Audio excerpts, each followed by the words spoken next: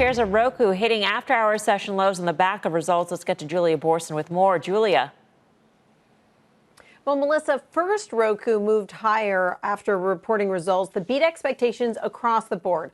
Top and bottom line results on user growth and on advertising. But the stock gave up those gains as CEO Anthony Wood warned investors that the ad industry outlook remains uncertain for the third and fourth quarters of the year. And they believe the total TV ad spend will not recover to pre-COVID levels until well into 2021. Though this quarter, the company's advertising outpaced ad industry trends. They said they're seeing an influx of new clients. They said, quote, "We remain confident in our ability to grow our ad business, albeit not as much as we would have expected prior to the pandemic, as marketers reallocate spend and follow consumers in the shift to streaming." Now, the company said it wouldn't give any guidance because of potential interruptions to the retail supply chain as well as to consumer behavior. And then also, of course, that uncertainty about advertising. Melissa, Anthony Wood was pressed on the fact that they don't have deals to include Peacock and HBO Go on Roku.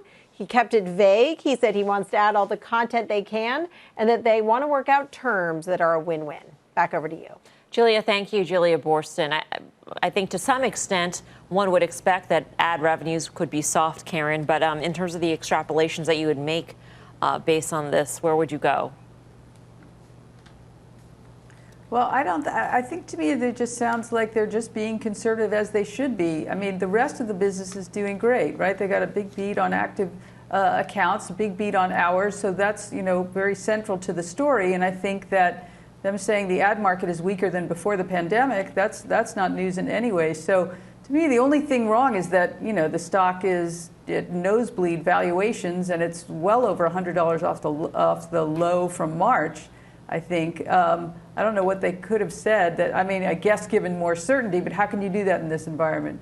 I thought it was a pretty good quarter, actually. Very good. Yeah. Guy?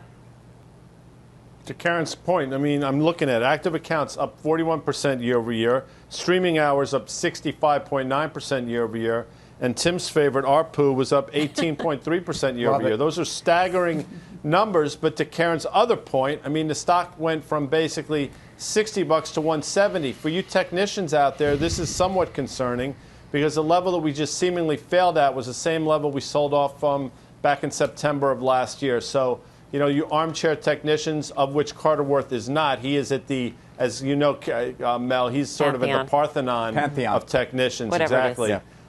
You have a major double top at 170, so you got to look for a re-entry point. And quite frankly, given the move, it probably comes in around 145 or so.